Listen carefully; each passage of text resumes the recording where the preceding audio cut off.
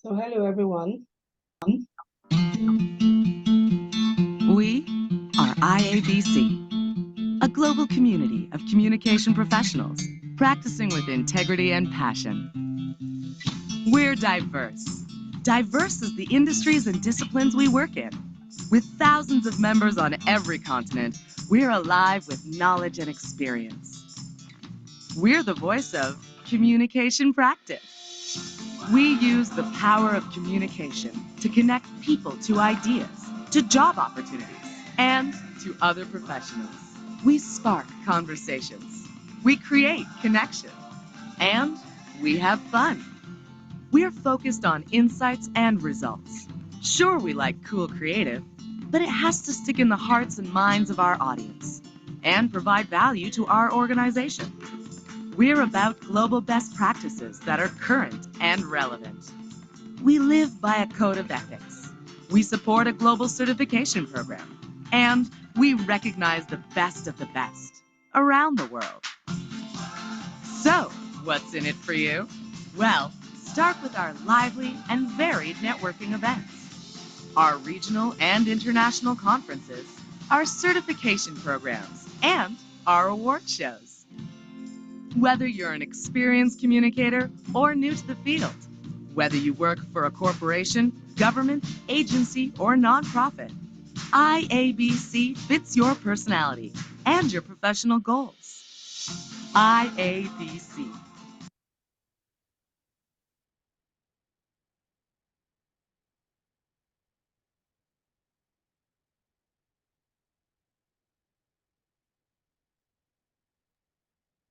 Good morning, good afternoon, everyone. Thank you very much for joining. I'm hearing a bit of an echo. I'm not sure why that's happening.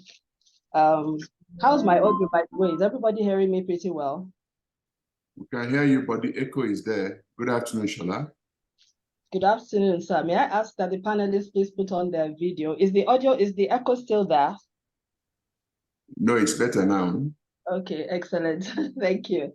Welcome everybody to our webinar. This is the webinar of the International Association of Business Communicators. If it's your first time of joining us, welcome.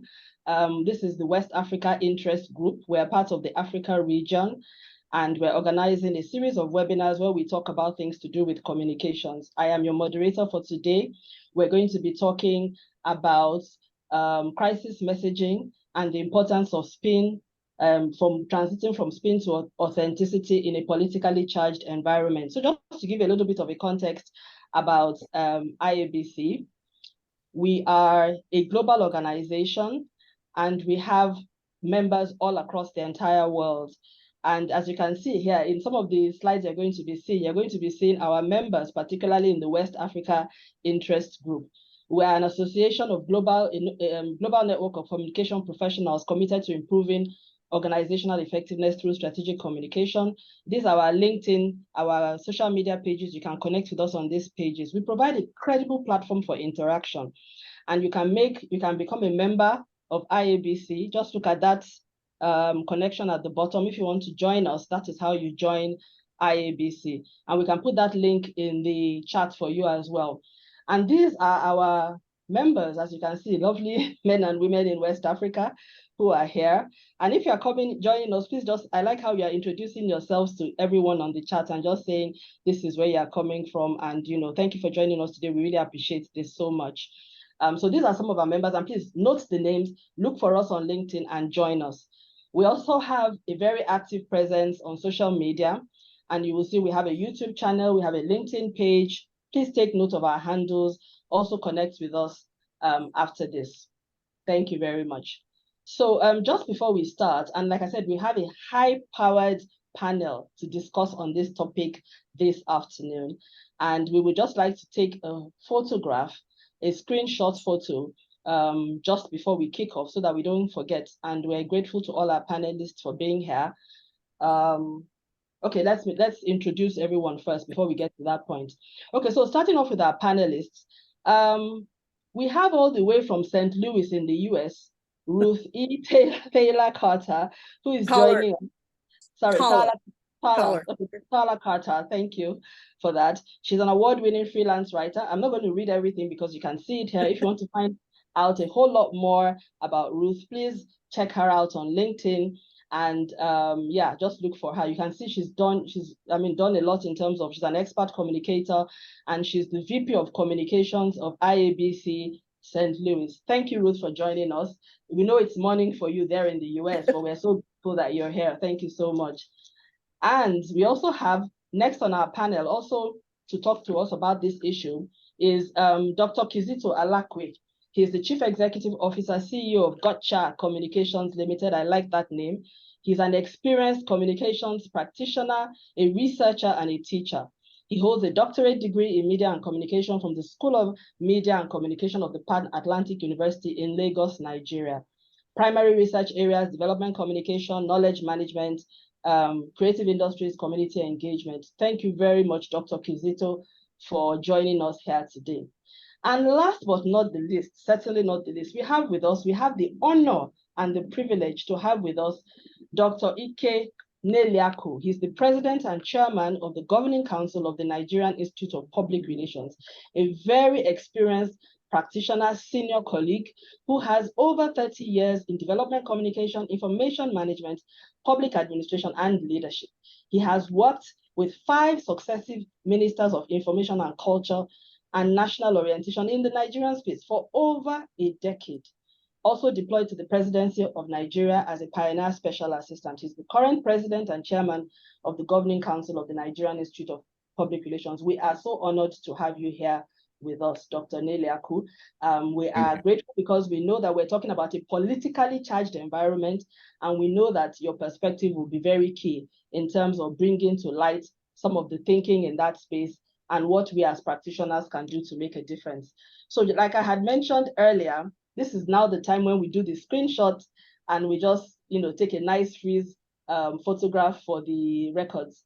So please put on your best smile. And if you prefer not to smile too, I think let's just say 3, 2, 1, we'll take the shot. So 3, 2, 1, go.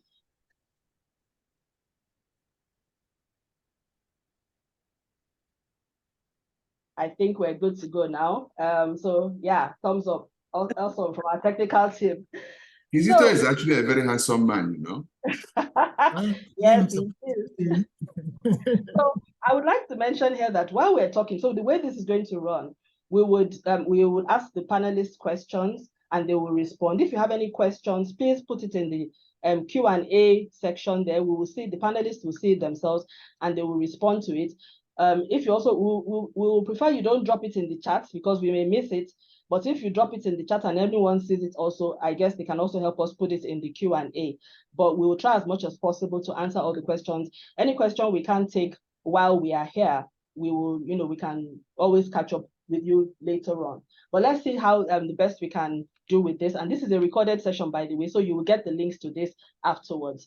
So the title for today, if we just kick off, is we're going to be talking about the transition from spin to authenticity. So spin versus authenticity and crisis messaging in a politically charged environment. Now, even though when we came up with this title, we're thinking very much of the government state setting, but you and I know that politics is a part of human life. Even in your family, there is politics. So what we mean here is any environment where there is political, sensitivities, complexities, there are competing interests, and there's, high stakes. So even in the business setting, some situations, boardroom politics, for instance, highly politically charged, management levels, highly politically charged. So, of course, government is the highest level of politics you can imagine because lives and destinies of people are at stake at a national level, so at the state level, at a regional level. So whatever context that our panelists bring to bear will be very, very important. So just to set the scene in terms of context.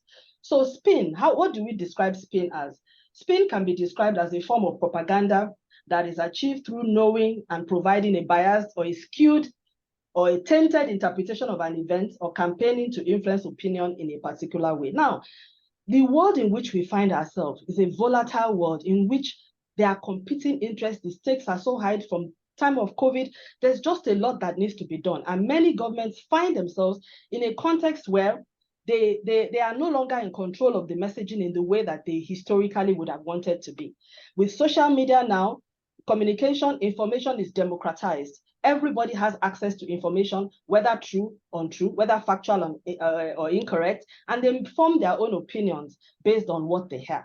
So governments, generally, they have a responsibility, a mandate, and even it is an obligation and something they cannot avoid to communicate. In crisis, it becomes even more important to be able to communicate effectively. Traditionally, particularly in our side of the world, we tend to see people moving more towards, that sort of like controlling form of information. But the world is looking for a more democratized and a socialized type of communication, whereby authenticity takes the center stage. In the business world, you see this transition going to some extent, but in politically charged environments, it is not as easy. So the conversation for today is to really make us get underneath this and find out what are the kind of undertones that happen in settings that can make it easy or difficult to transit from spin to authenticity. Are there conditions where it actually makes sense to focus on spin? Is spin a good thing or not a bad thing? Let's have a little bit of context. And what I like about our panelists is that they're all coming from different perspectives. So we expect to get that richness, that diversity of contribution into what's going on. And of course, our dear audience and participants as well, please also share your comments. I want the chat to be very interactive. If you're hearing anything that resonates with you, please make a comment there. And if you have questions, please do not hesitate to make the questions available as well. Thank you to all 49 of you that are online right now. So let's kick it off with the questions, and we'll start by definitions first of all. So let's start off with Dr. Kizito. Dr. Kizito, how would you define spin in the context of crisis messaging from your perspective, please?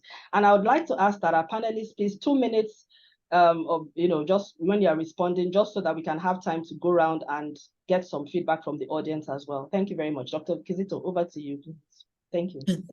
Thank you so much, Shola, for the question. And thank you for having me here today. You see, when we hear the word spin, it has a negative connotation, even though that is not correct. You see, spin is actually a form of strategic communication, or what you call propaganda, and it has been an integral part of our communication culture. As far as you communicate, at one point or the other, you're going to utilize spin as a strategy to pass your message. Some people or some scholars define it as the selective assembly of facts and the manipulation of nuances to support a specific narrative. So when you look at the communication spectrum, that is from the messenger to the message, to the channel, to the receiver and all that, you see that every communicative act has an objective. So before I speak, or when I speak, there's an objective. Now, once the receiver sends feedback to me, and that feedback is what I desired, that means my communication is effective. Now, whether it is spin or whether it's authentic, the point is that what I set out to achieve in my communicative act has been achieved. So when you look at it from our traditional societies, it's not all the time that you use the word authentic or that you deploy authentic messaging. We leverage on spin. Even when in our traditional culture that we use proverbs, you see it as some form of spin, because whatever you use proverb to say, you could have spoken straight away, authentic. But in this case is that you tweak the message in such a way as to enable you achieve your desired objective. The question is, what does the communicator want? And what does the audience want? I remember Emperor Nero of the Roman Empire, when the masses demanded that somebody should be held accountable for the burning of Rome in those days, what did he do? He told them that it's the Christians that did that. And of course, they started persecuting the Christians. What he said is exactly what the masses wanted. So this has always been there with us. For instance, if you go home and then you notice, let's say a woman, an old woman in the village, a young boy beat her up messed her up, molested her. And the son comes back the following day and say, "Mommy, what was wrong? What happened to you?" The woman will not straight away say that so and so person beat me up because of the consequences. So what will she do? She will deploy spin. She will use spin to paint that message in such a way as to manage the outcome of that information. So if you look at it, you see that the same way crisis is an integral part of life, spin is also part and parcel of our communication. Even though in some cases, it goes to the extreme that in spinning, we now pass messages that is tend to confuse or to utilize, or to, how do I say it? Messages that are designed to confuse the audience or to what was that word I'm looking for? Messages that confuse the audience, messages that will lead the audience astray. But the word spin on its own is not negative. It is part of communication. It is part of strategic communication. Yeah, that's what I have to say to that. Thank you, Dr. Kizito. I think I like what you said. You said that every communicator has an objective, whether it is spin or authentic. If the objective is achieved, then it's okay. And that sometimes you need to tweak the message in such a way that you achieve your objective. I think where you've taken the conversation to brings us to the verge of ethics in terms of under what conditions is it right or wrong, and to what extent are there limits to which we can take spin to. And I think we'll have a conversation about that later. So I'll come back to you with that. You also said crisis is an integral part of life and spin is also an integral part of life. So I will go to Ruth now and ask if you could also just, from your perspective, international perspective, or at least from the US American perspective, how would you define spin in the context of crisis messaging, or even in whatever context in which it plays out in your environment? Dr. Kizito had thought about the fact that some scholars see it as negative, there's a negative connotation, but that in some perspectives, some people just see that it's part of strategic communication, is one of the tools that you can use, and that sometimes authenticity may not be the best approach, depending on what you want to achieve. So from your perspective, how would you define spin from a communications perspective or crisis messaging? Thank you. It has a negative connotation for a lot of people. It's basically putting a subjective rather than objective angle on news and information. But we also have reference to a positive spin. So again, it can be something in either direction. As a negative thing in the midst of a crisis, spin could be dangerous because it could downplay the crisis. It could block people from learning about what's going on and how to cope. But it could be positive by providing resources to help people get through the crisis. It's so situational. It depends on both the situation and the communications vehicle or person or entity, whoever is relaying a given message. So it can block people from what they need. It can inform people about what they need. And I think the information itself in the midst of a crisis is more what people need than what people want. We know what we want. We don't always know what we need. And in the midst of a crisis, if the information has a negative spin, or if it's being controlled for a negative reason, it makes life even more complicated and sometimes dangerous. Thank you very much, Ruth, for that. I like how you say... I'm saving my extra minute for later. Thanks for that. We appreciate that, because there's so much we need to get to on this. And so I like how you say that, spin has a prevalently negative connotation, but it can actually be positive. I have had people say we can put a positive spin on this, but that, again, you highlighted the danger where you may now actually spin something to downplay the impact. So assuming, for instance, there's a fire somewhere, and that fire, if people don't evacuate, they're really going to get burnt. But then because you don't want to say that, this town or the city planners have done something wrong, you make it like, oh, it's not really that dangerous. And then eventually people don't evacuate and then they get killed. So there is that. And I think that's the tension between spin and authenticity, as in who gets to make the judgment call as to what is right or what is wrong to say? And how can you determine an impact before time? And if you give a positive spin to something and then later there's a negative consequence, what is your fall through? So really interesting conversation here. So now I will go to Dr. Nelly Aku, and also just to get your perspective on how you would define spin in the context of crisis messaging from your own highly specialized, very experienced, robust Nigerian, African, and global experience. We would really love to hear from you. Thank you, sir. Now you are intimidating me. Thank you very much. I would like to appreciate Ruth and Dr. Alakwe. I will come from an entirely different perspective. I would want to start by saying what influences messaging, either from the messenger or the person who is receiving the message. There is a central element I see in all of this, and I call it the challenge of interest.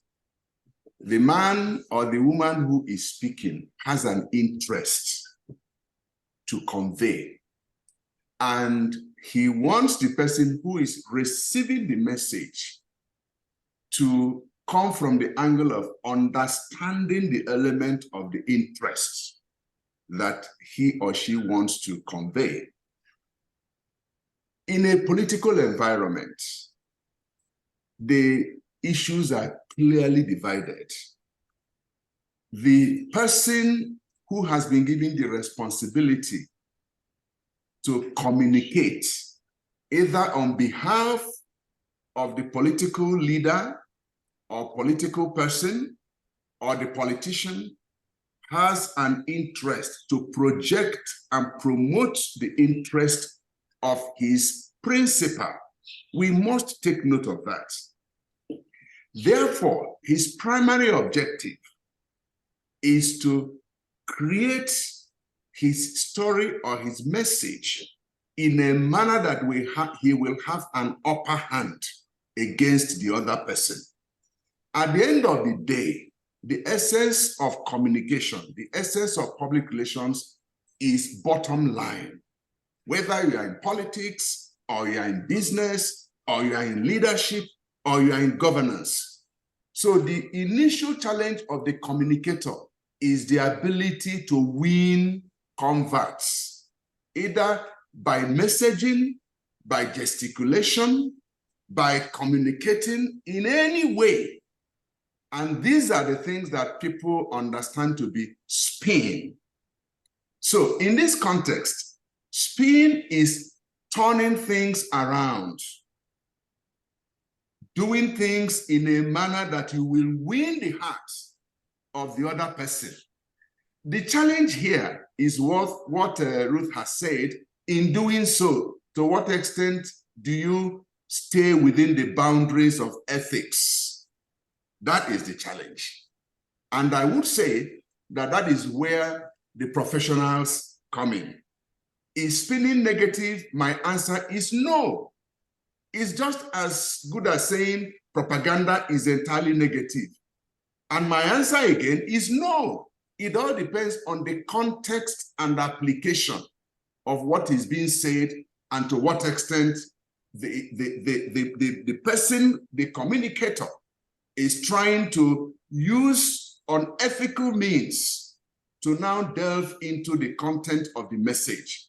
So spin for me is having that ability to slant your message, slant your communication, slant what you want to do in a subjective way that would give you the upper hand against the other person. We are living in a highly charged, competitive world, and nobody wants his principal to be the loser. But to what extent do we now manage it within the context of ethics and value is a different thing entirely. I hope I didn't go beyond 2 minutes. No, you did not. I mean, and thank you very much for that. So I think these are really, really good issues. Just to recap a bit of what you said, you brought about the the challenge of interest. I really like that. You said, what influences messaging? It's about the challenge of interest. And that's at the fundamental heart of it. Because if, for instance, you're working for a political office holder, that person has an interest. And in fact, the reason why you are called into that job as a practitioner is to help to defend that interest. And the political person, the interest is to ensure that they have an upper hand.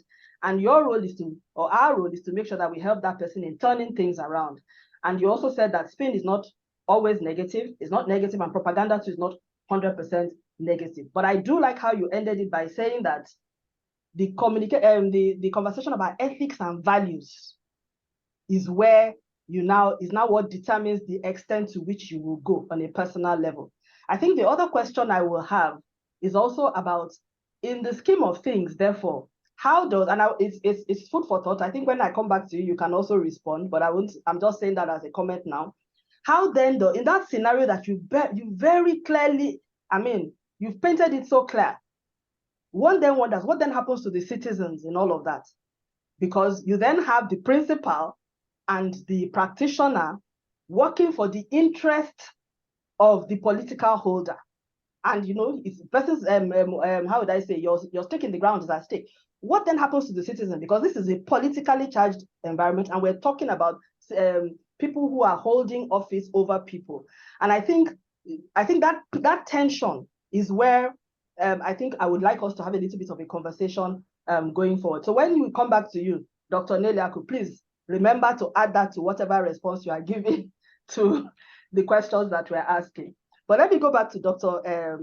Kizito. And I like how we're really deepening into the politically charged environment. In fact, I'm beginning to feel even the tension, even listening to Dr. Neliaku. So Dr. Kizito, 2 minutes, please. What are the potential risks and benefits of adopting an authentic messaging approach? We've heard a lot about the risks or the benefits of spin. So can we now talk a little bit about the benefits of authentic messaging as well as the risk? I know you talked a bit about the risks when you spoke earlier, but can we get a bit more about risks and benefits? And what does authentic messaging mean to you? Is it possible at all in this kind of politically charged environment that Dr. Neliaku and yourself have spoken to? Thank you. Yes, I'll draw my answer from what Neliaku said. You see, what is critical here is the intention. What do you want to achieve? If being authentic will help you or facilitate the achievements of your objective, why not? You want to be authentic, right? Say it as it is, plainly, so that everybody understands. Now, the beauty of being authentic in your messaging is that it builds trust, which is one big challenge we have in our society today, trust deficit. There's trust deficits simply because people have had a history of being confused, of being lied to by the people in power, by the politicians. Now, but if the people understand that statements from the government or from the people, the leadership is authentic, you see that over time you build trust. And trust in such a way that whatever you say, the masses will take it in good light. They will believe that whatever you're saying, whatever you're doing is to their best interest. Now, being authentic again makes the job of the communicator easier. You don't need to start looking for grammar to paint or to tweak or to spin. You're saying it simply as it is. Even though we know that being authentic, I must tell you, is almost related to idealism instead of realism. You know, it's a theoretical perfection, being authentic. But if it can be, why not? It makes the job easier for the communicator, as I said. But however, being transparent to the citizens, also the people, might actually be dangerous to the audience. In this case, the citizens will be hurt if you give out information in an authentic manner. Some few days ago, there was an attack on some military personnel somewhere in Imo State, Southeast.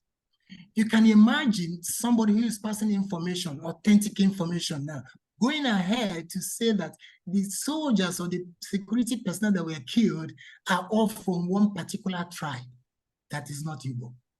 That would be dangerous. The nation will go up on fire. So, and that is why, you know, nobody is hearing the identities of those people that were killed. And what the governments have done there is pin, but for the interest of the nation. You know, now, another is both approaches, like I said, can be utilized depending on the objective and expectations of the communicator.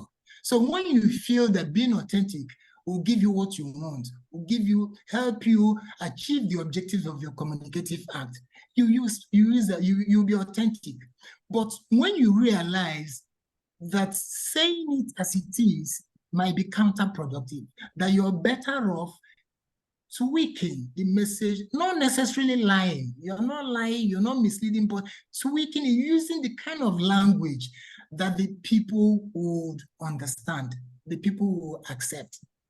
What is critical here is addressing the issues of trust deficit, like I said. Once this is done, the people will accept whatever you're told. So the key thing is that if the masses trust you as their leader, whether you spin or whether you're authentic, they will know you're doing those, or you're choosing those options for their benefit. That whatever it is for the benefit of the citizens.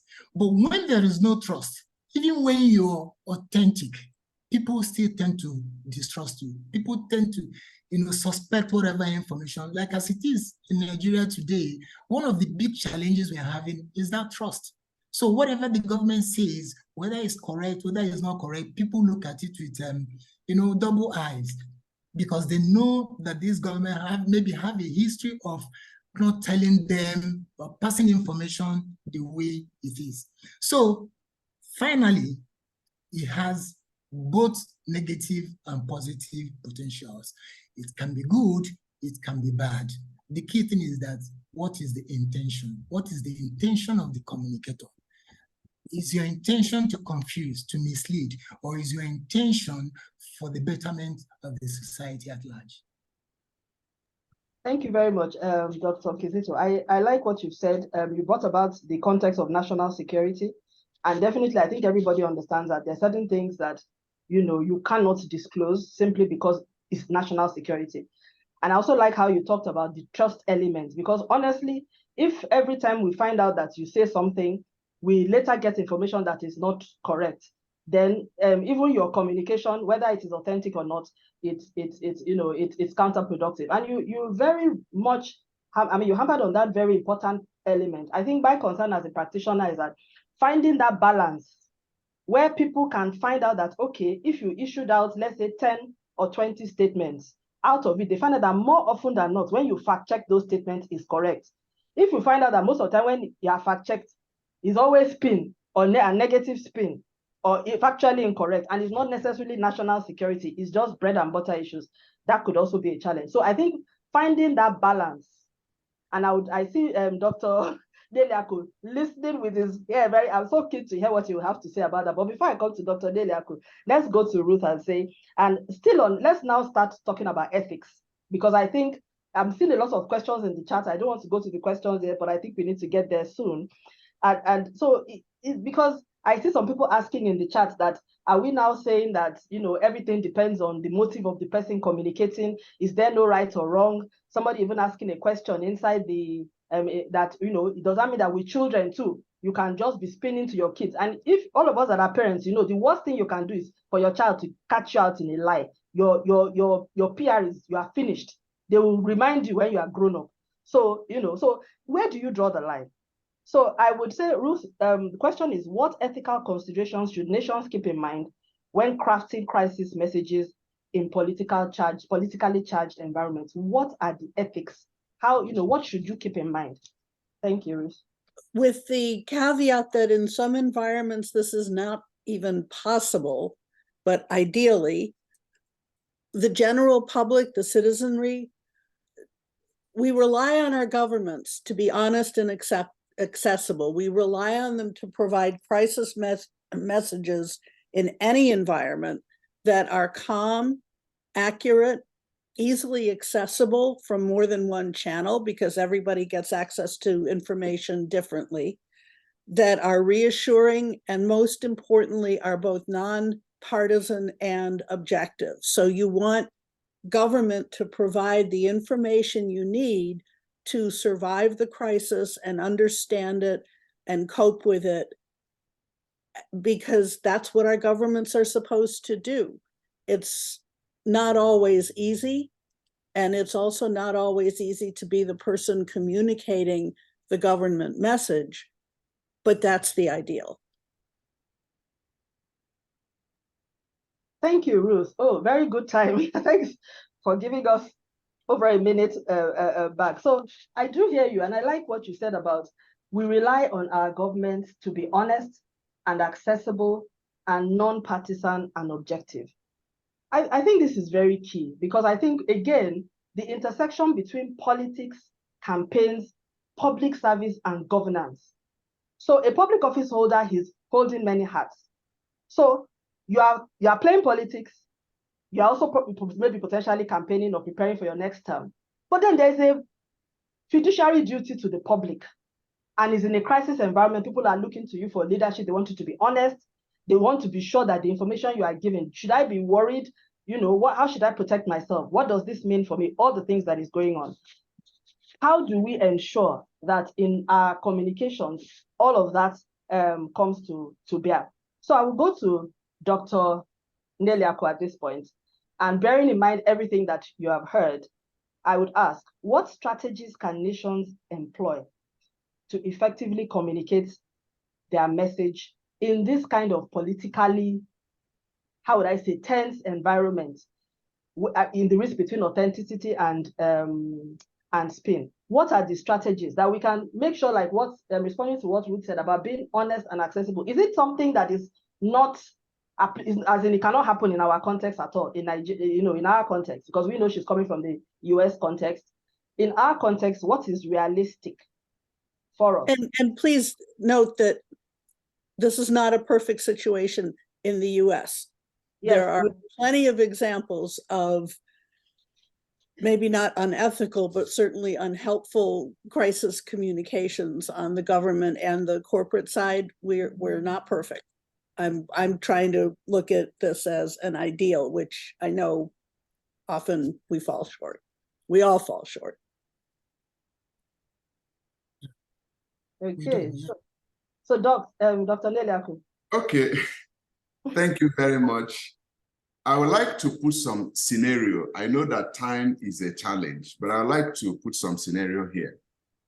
During political campaigns, the politician looks at what helps him to get the citizens. I'm coming to that aspect of what you said I should remember, the issue of citizens. Politicians speak to the gallery. And it's a very important element in political campaign communication, which is different from governance and leadership. We must divide that line. During political campaigns, politicians are expected to speak to the gallery. And it is because citizens expect to cheer politicians at the gallery. It's in the gallery that you receive applause. It's in the gallery that you have to win people's emotions, because that is the driving force of communication to the gallery. The driving force is to win their emotion, and they will clap for you. But when you come into governance, it should now be an entirely different thing. And this is where we have challenge with our political leaders. They don't seem to know when to draw the line between the gallery and the office. And that's where I will now come in. Citizens, you have given them promises. Now they want to see governance, no longer politics. What should nations do in such a situation? Number one, it is the responsibility of professionals that have one role or the other to play in governance to remind political leaders that you can never rise above the image and the reputation of your nation. So it is the responsibility of communicators and message drivers to design effective way of acting, behaving, doing things in a manner that will enhance the reputational capital of the nation, which now brings us to the issue of how is the spokesperson appointed for nations. Some nations take serious responsibility. In fact, they make a lot of consultations before they settle for their spokespersons or their ministers of information, as the case may be.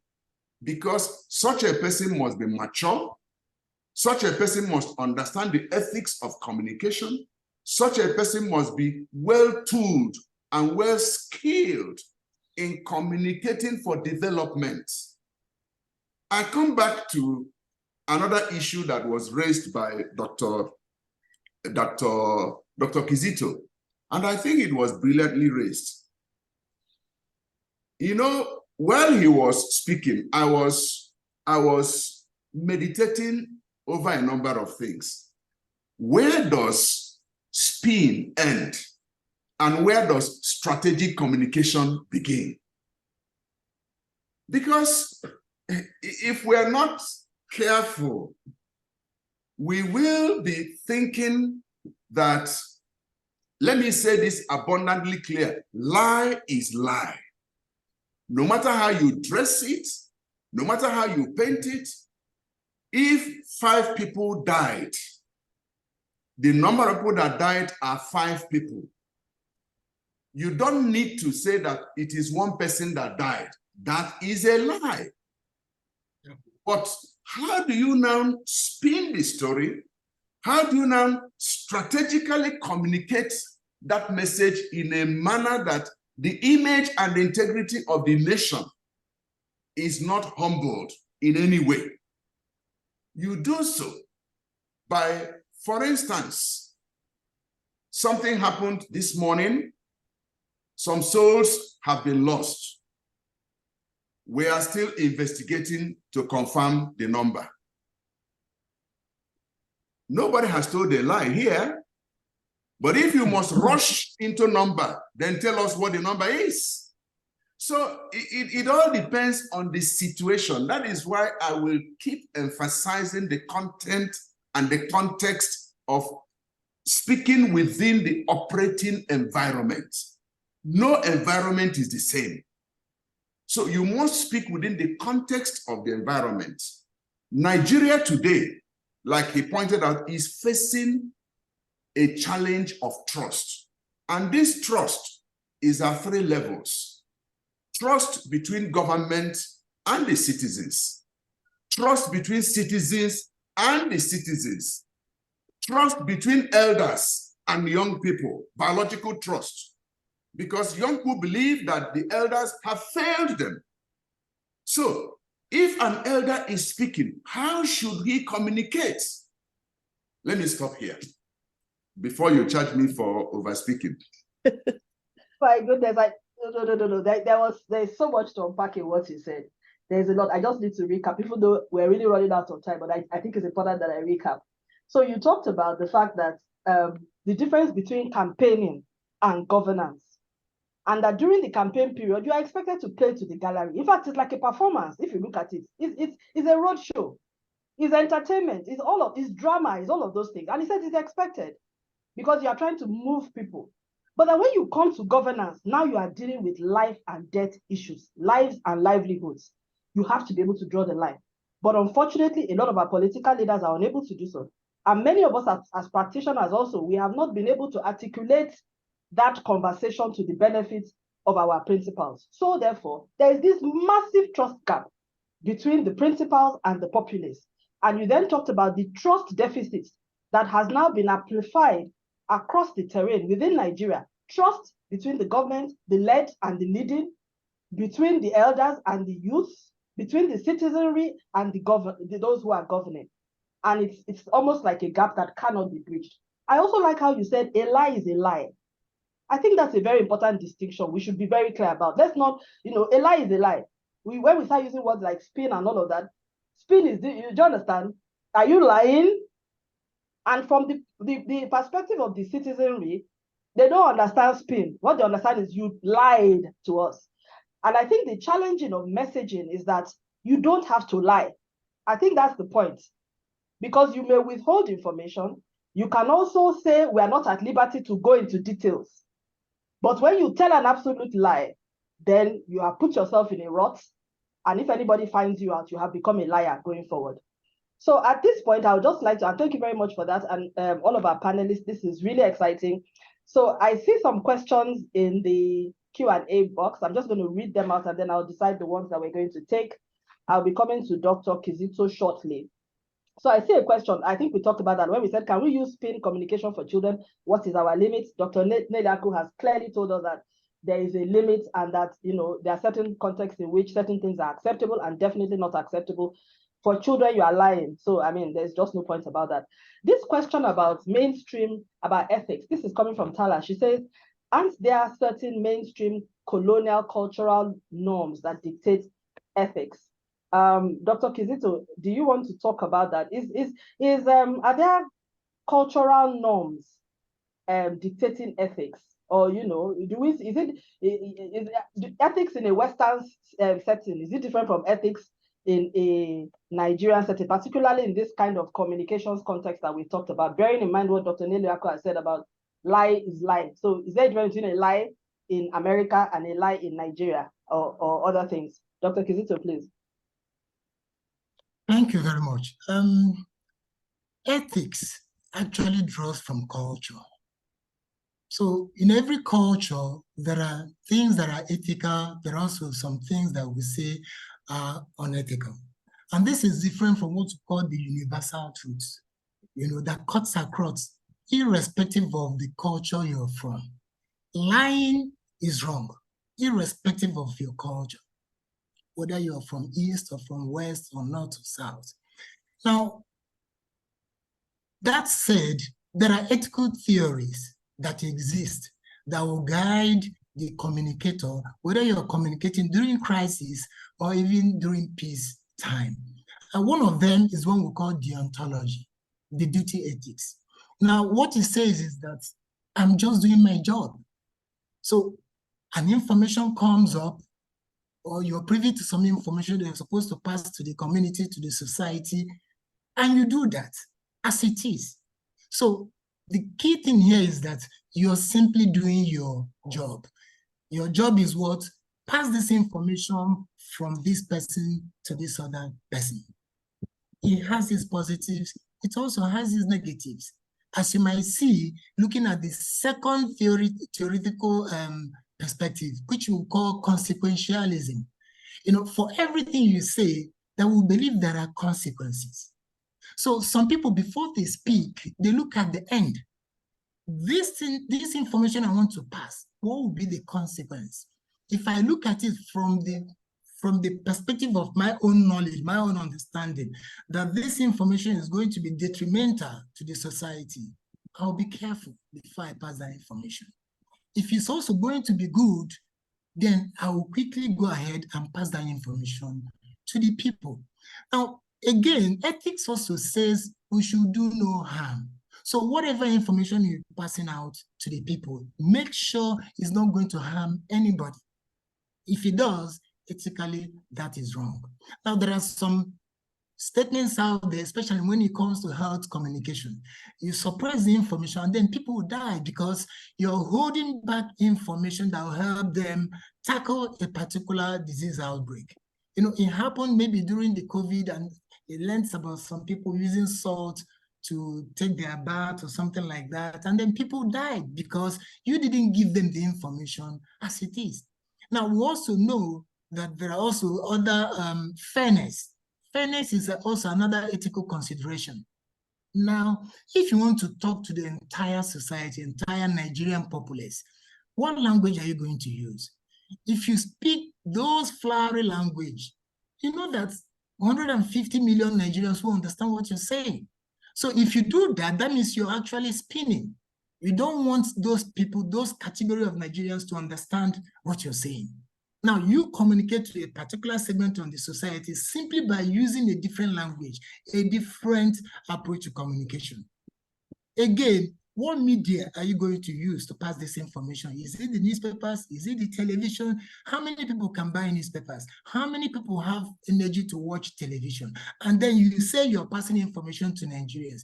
Meanwhile, what you're doing is actually hold back information from a greater number of Nigerians. So these are the ethical issues we need to look at when we communicate. What are the consequences of political communication in a crisis-ridden environment? Should we go ahead if the consequences promise to be bad? Are we sure that the audience is mature enough to comprehend the message, even when it's negative? These are the things you should have at the back of your mind when you're communicating. And this is where professionalism comes into play, as Neliako said. You need to be a professional to be able to know at what approach should I deploy at any point in time? Who am I speaking to? What is the level of understanding? You know, these are the things you should have at the back of your mind as a professional before you talk to the people. I think that's what I want to say on this. Thank you, Dr. Kizito. Excellent. I really like, okay, Ruth, you wanted to chip in?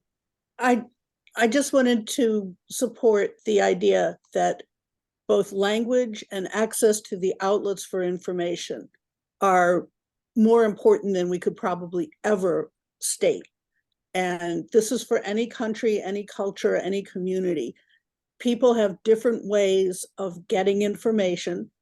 We need to understand what is the most accessible, what is the easiest to get access to for the most people, and do our best to encourage the people we represent to communicate in a way that as many people as possible know what's going on in the midst of whatever the crisis might be.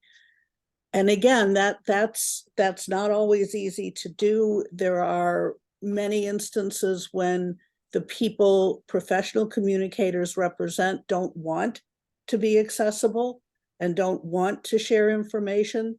But where we can, we need to emphasize how important that is, and that there is no one all-encompassing way to get the information across.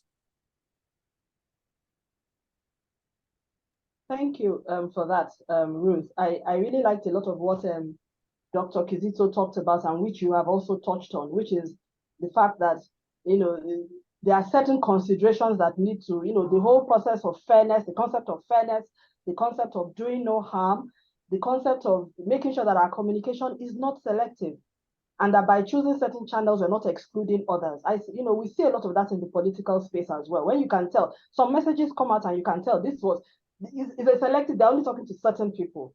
And that also creates, sort of the trust deficit and makes some people feel like they're not really part of the whole. So thinking about what approach we should take and ensuring that it is one that is fair, that is ethical, that does not do any harm. I also like the point that Dr. Kizito made about ethics being drawn from culture and that it's being different from universal truths. Universal truth is when we're talking about lie or no lie. Ethics can then be the way, the manner, and the approach, so I like that distinction. I think what I'm getting from this is that there needs to be, sometimes there are dilemmas in terms of how we communicate, particularly in a politically charged environment. And there has to be some conversation about how we as practitioners can help to sort of like make these choices a little bit more instructive in the way in which we actually go about it and not fall towards what seems more comfortable and easy to do. So I would, Ruth, I actually had another question that I wanted to bring to you, but I don't know whether I should go to Dr. Neliako now, and then perhaps, because there are a lot of questions there, I'm not even sure we can take anything, but let me... Please go to Ruth. Let me go to Ruth. So Ruth, thank you for that. So Ruth, people are asking, Emmanuel asked this question, is there really authentic communication? He says authenticity is a relative term, and that, is there anything really like that? So I don't know if you have... Yeah. Certainly. I mean, authentic communication, authentic information is factual, it's objective, it's based in reality, it's truth, rather than any kind of a lie or a cover-up or a negative spin. It's authentic is the truth. The problem can be that the truth has different oh, I don't know, appearances for different people. And I can think of plenty of political examples here in the USA at the moment where one person's truth is another person's lie, which doesn't seem to make sense, but that's what happens in politics and in government. I think during a crisis, the ideal, again, it's an ideal, is for the government, the nation, the corporation, whatever, to be open and accessible, to relay accurate, authentic information to their media, so the media can help relay the information to the public. The best way to be authentic is to simply be honest and straightforward. It just happens that on occasions that doesn't occur, that for whatever reason a government might not want to be authentic because it makes them look bad, or there's nothing they can do to fix the crisis. But yes, I think authenticity is doable. It exists. It just means different things to different people, and that's sometimes when you have an increase in the level of a crisis. And I think also one of the things we looked at in planning this session was how crisis communication can be embedded in political culture or the public sector communications process. And again, some of the same steps would be part of that. It helps to have a national journalism or media organization that has a good relationship with government and with corporate entities. That, again, is not always possible, but it's an ideal. And it helps to have a variety of ways to reach people. Because as we mentioned a few minutes ago, not everyone has television, not everyone reads a newspaper, not everybody uses the same communication channel. So there has to be a variety. And there have to be nonprofits like the International Red Cross and some of the other organizations that step in to help in the middle of a crisis, as well as the information about how to get those services, how to get access to what you need in the midst of the crisis. Many thanks for that, Ruth. I like how you defined authenticity. You say it's factual, it's based in reality. I would also add it's evidence-based. I mean, if you're saying, I mean, that's the thing, there should be able to be evidence that can support it. And you say authentic is the truth, although you also talked about the fact that now people can say one person's truth differs from the other. But I like how you continue to situate it about in a crisis, because in a crisis, there is a threat. And like what Dr. Kizito said, you should be thinking about not doing harm, not just protecting your own interests, but the interests of the citizenry, the people you are governing. If you are a political candidate and you're not a public office holder, is a different thing. So you also said very strongly that authenticity is doable, and that, you know, you then ended up by saying it helps to have a national association that can engage with the government of these things. And God so good, we have with us here the president of the Nigerian Institute of Public Relations, who is very much in that position to carry on that sort of engagement with the people, with the practitioners and people who need to hear it. So I will ask him, I'll take one of the questions on in the question box. I can't hear Shola again. Is it from me? Oh, wow. Can everybody else hear me? Yeah, I can hear you. Yep. Okay. So I can hear you now. Oh, okay. Thank you so much for that. Actually, I adjusted my mic when you mentioned it. So I saw a question here. Let me look for that question. Wow, there's so many questions, we can't take everything, but there was a question about nation building. I'm trying to find that question now.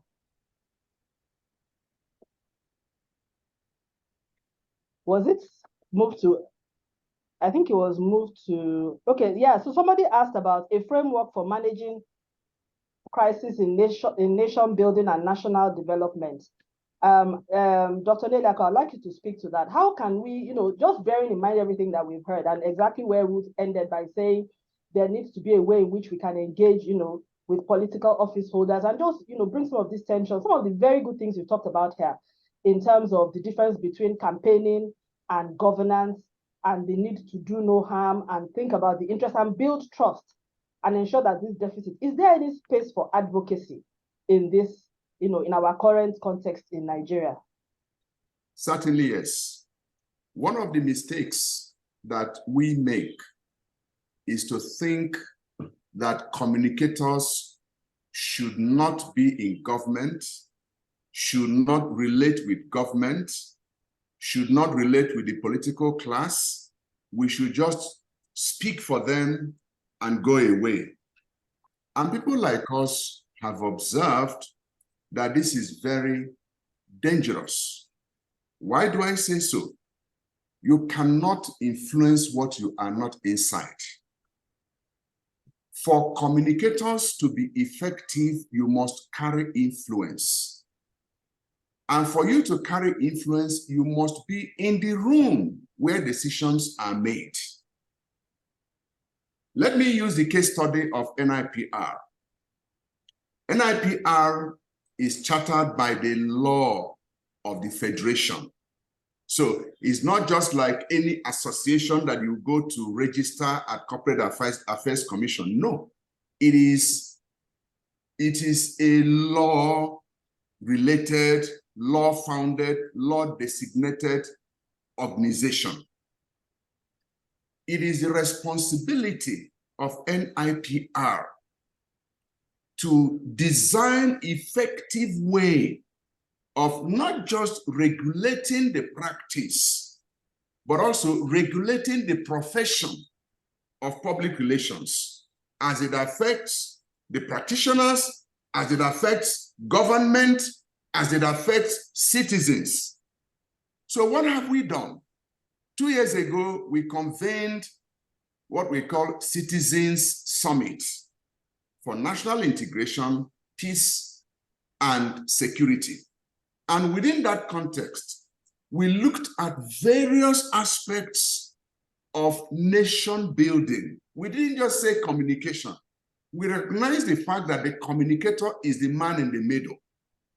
Because if you have not discussed culture, values, medical PR, engineering, communication is involved in all of this. Everybody, all people came together for this summit, and then we produced a report, a 10-chapter report that looked at the entire communication framework for the nation, coming from different sectors of society. It now became our responsibility to sell that to government so that government will partner with us. And that is what is going on. You know, when people pray certain prayers in their bedrooms and you see the result come out in the market, you will say it is a coincidence. Today, we have a Minister of Information who is a fellow of the Nigerian Institute of Public Relations. Not only that he is a fellow of the Nigerian Institute of Public Relations, he was a chapter chairman in Kaduna. So this is somebody who understands public relations, public communication, and so on. And what did he do? He came out, his first pronouncement, he said, "I will not tell lie." He went further to say, "The president has asked me to tell you that I will not tell you lies." Okay? What does that mean? He has seen the need to rebuild trust, reopen conversation, which was the theme of our summit. Our summit was reopen conversation, rebuild trust. Okay? So it is now the responsibility of the practitioners to partner with government as an entity for nation building. Nation building must never be left in the hands of government. Okay, yeah. Nation building must also not be left alone in the hands of citizens. There is always the need to have somebody in the middle. That man in the middle is the communicator who receives from government, communicates to the people, receives from the citizens as feedback, communicates back to government. That's how nations are built. So that if government is carrying out a particular policy, be it in railway, be it in power sector, be it in medical, we should be able to say, this is not working in this area based on the feedback we are getting from the citizens. And because of that, government, we are saying, change strategy, change your intentions, and so on. So in summary, I'm saying that the communicators have a critical role to play in nation building, and we must not abdicate that responsibility to quacks, to those who wake up one morning and discover that they know how to talk. Talk, we must admit, is not communication. We have talked so much, but we have communicated so little. Thank you. Speaking of communicating, sorry for the phone Mhm. message in the background. So thanks, Dr. Neliaku, for that. I like how you ended. And I'm so glad that we're recording this, because I think there's real opportunity for us to take some of the sound bites that are coming from this. You ended up by saying we've done a lot of talking and very little communicating. I totally agree with you on that, because communication at the end of the day is supposed to help you achieve both your immediate objective and your long-term objectives. So long as we are failing in enabling the government and our principals to achieve their long-term objectives in terms of building trust, we are not communicating. We are talking. We are not communicating. The people that we are talking to is bouncing back at them, but we are happy that we are spoken. We tell ourselves we held press conference, but the people are not receiving the message. So it's either you are not listening to them, or the tone of your communication is wrong, or the timing of your messaging, or what you are saying, the content, the language is not resonating. So that's picture. So I like everything that you said. And so there's a question in the chat. Someone was asking that the report of that citizen summit, is it publicly available? If it is, I think our colleagues will connect with you, because there's interest within the chat on if people can get that. I liked how you crafted that, saying we open conversation and we build trust. And I think our honest appeal to you is, however you can keep this alive for the practice, for the profession, it's something that we will all welcome. I think the professionalism of the profession within Nigeria is something that is a pain point to many of us who have really done PR all our lives. And we know that things can be done differently, but we're just looking and hoping. And you said it very clearly, we should all be a part of it. There's opportunity to be in the room to make the changes. So we congratulate you once again on your appointment, and we are very encouraged. My election, not appointment. Sorry, I said that again, by your election. So, yeah, I apologize. So, congratulations. We're glad that you're on seat, and that this is where, this is where your mind is, and we're encouraged, and we know that good things will come following. So, thank you very much, sir, for that. So, I think we're almost out of time now, and there's still a lot of questions. We can't take everyone, but what I'll say is that you can go into the questions and see what is there. I will go around to everyone and say, let's give some final thoughts in terms of, what is it, the closing thoughts you would like this audience of 76 people to take home with them from today. And you can, in that final thought, choose to respond to some of the questions that you see up there, or you can just go, as led by your spirit or wherever you think you should take the conversation. But we are just keen to hear from you. We wish we could have more time. Somebody in the comments actually said, this needs to be session 1. We need to do a session 2. That we haven't really, that there's so much that needs to be bubbled up in this very interactive session. We're so grateful for your presence, everyone.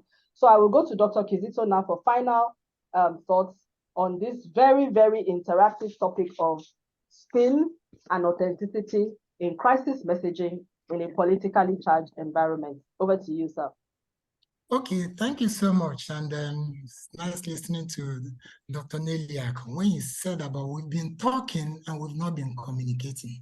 The truth is that communication is supposed to be cyclical, from true feedback. So from communicator to the receiver and back to the communicator through feedback.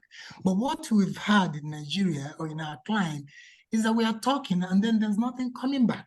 The question is, why is it so? Why do we have that? Now, one is that we need to build a listening culture, among our leadership. We need to feel the pulse of the masses to understand their innate needs and desires. We need to strive to understand the needs of the Nigerian citizens. And then there is also very, very important to build trust. Now, you can't build trust when you don't even understand what they need. We need to be fair to them. We won't say because you're up there in Abuja, there are nobody down there in our local communities at the grassroots level. So we need to be fair to those people. They're also stakeholders in the scheme of things as far as the nation is concerned. We need to be empathic. You know, they should put themselves, or we should put themselves in the shoes of the society, the entire Nigeria. It's only when you do this that you'll be able to communicate and not to talk to them. You know, the citizens must be educated and informed and have the capacity to discern authentic messages from spin. If they don't understand, they won't know what you're doing. But if they're educated, if they're informed, when you spin, they know you're spinning. They'll call you out. In fact, you even know that they know what you know. So you don't have a choice than to be authentic. Say it as it is, because the people you're talking to are equally knowledgeable the way you are. So this will dissuade communicators from utilizing spin, which I say is more problematic. It takes so much energy, it takes so much skills. It's easier to be authentic. So when we do this, I think we'll have a robust society, because it's only when we communicate with each other, we understand our challenges and then work together to achieve our objectives. Thank you. Thank you so much, Dr. Kizito. I like that when you say spin can be so problematic. Honestly, as a practitioner, particularly today, when after you speak, somebody is fact-checking you, you really, when you push out some of these messages, it may bite you, you know, in the back, and, you know, so it's not something, it really, authenticity to a very large extent saves you from certain kinds of problems. So, Ruth, final thoughts from you, and thank you for that, Dr. Kizito. I think the only thing I would add is just to emphasize that crisis communication has to be immediate, it has to be accessible, it has to be truthful and factual, and that we can't always provide that. It can even be dangerous to the communicator to be open and honest, but it is something we all need to strive for, and whatever can be provided, such as the NIPR, is something to support and is so very important. Thank you so much for that, Ruth. Crisis comms needs to be accessible and truthful. It's not always possible for us to achieve that, but at least that should be our North Star. Let it be that, you know, more often than not, we are truthful, we are authentic. Let that be the, you know, the default setting. But then we can then nuance it in conditions so that people then know that by and large, you know, they can trust what we say, and with that we say what is really, you know, when you go back and check what we said is actually correct. So finally, last but not the least, final thoughts from Dr. Nelly Aku. Over to you, sir. Thank you very much. Let me answer the other issue about the reports. Just to confirm that the report of the Citizen Summit is available on our website. It can be downloaded free of charge, nipr.org.ng. It's right there, nipr.org.ng. It's right there, you can access it. If you have any difficulty, please get across to our moderator. She knows how to get across to us, and we'll make sure that you have a copy. It's free copies available. We have free copies available. Secondly, somebody made a comment that the last Minister of Information is supposed to be a member of the Institute. Yes, I would like to confirm that that is actually a fellow of the Institute. But you know, in communication, everybody takes responsibility for his action and inaction. We are not saying that spin and propaganda are not essential tools in communication, but it is application and ethics that will eventually drive it. So if the last minister chose to use more of propaganda and spin, that is his decision. It is for the citizens to hold him accountable and judge him. Another minister has come and he says, I will rather work on authenticity because this is the person I want to be known for, so that people can trust me and trust the government that I speak, that when I speak, they know that I am authentic. That is his own. I remember the word of one of the late fathers of Nigeria, who says, conscience is an open wound. Only truth can heal it. So I leave them to that. Finally, I encourage citizens of Africa to embrace one of the things that the NIPR is trying to do, which is the concept of non-violent communication. We want to bring this down to Nigeria. It has worked elsewhere. Our communication is so volatile. Our communication is so violent. We have to de-escalate our communication and bring a new perspective, non-violent communication. It is one of the things we are selling to government, selling to organizations, that we can build our own communication culture based on the principle of non-violent communication. Thank you. Wow. A round of applause, please. Can the people in the audience, can we please give a big round of applause? Thank you so much for that, Dr. Nelly Aku. For everyone, our panelists, we are so grateful. This has been, hands down, from my perspective, a wonderful session. It has been so great just learning from everybody. Doctor, what you just said just now, you talked about ethics and the application being what determines whether you should use authenticity or spin. And I liked how you made that comparison between the former minister and the present one. And this is the fact. As practitioners, we will be judged by the actions that we make while in office. Nobody is going to play your principal. So if you're somebody who you know you want to have a career after your political appointment, you had better think about that. Because nobody is going to listen to the fact that, oh, it was because you were working with this person or that person. You will be judged based on those choices that you made while in office. And like you said, it's a very delicate balance. So we all know it may be complex and all of that. But then it is also a choice to decide to lean more on authenticity and less on spin, or to lean more on spin and less on authenticity. If you can even do 50-50, it's better than doing 70-30 in the wrong direction at the wrong time. So thank you so much for that. I like that concept of non-violent communication. And that is such a profound analysis in terms of, you are right, the tone of our public discourse has become so aggressive. And I think this is a global phenomenon as well. And whatever we can do to bring it down to a level where we can actually begin to build and solve problems, I think will be awesome. So on that note, I say thank you so much, ladies and gentlemen, for the time here. We are so grateful for being here with us. We know that you've taken time out of your schedule. We so much appreciate it. I would like our colleagues, all the participants, everyone that has joined us, thank you so much for joining us. NIPR is open to all if you are here, you're a practitioner, and you are not registered, a member of NIPR, please go to the website and register. You can see this is the president. It is in your collective interest. I am also a member, even though he doesn't know me, but at least he knows me now. My name is Shola. So, and so get involved, because there is a lot of, we all have to make sure we fix the profession and take it to a bigger and a stronger level than it's where it has currently been. So thank you so much. Our dear panelists. I think on that note, we can bring this session to an end. The recording will be shared with everyone else. If you also want to join IABC, there's a link also in the chat. You can also join us. And also, please follow us on LinkedIn. I want to see people asking to join all of us. We are all on LinkedIn.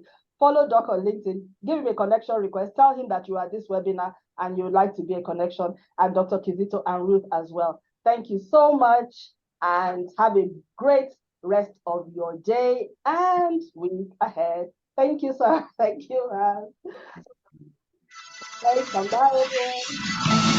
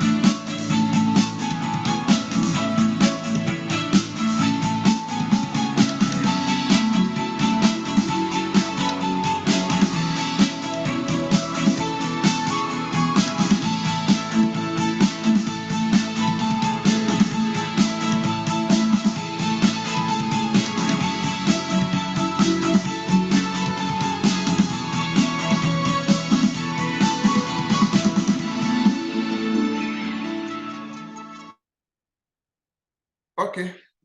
Thank you, Shola. Thank you, Kizito. You have Yeah, a wonderful time. Bye-bye. yes, yeah, thank you again. Thank Thank Shola, you. wonderful job. Oh, Thank you. thank you. Thank you all. Awesome. Thank you. Thank you. You guys all did very well. Oh, Thank you. Thank Enjoy the rest of your evening. Shola, am I Yeah. now released?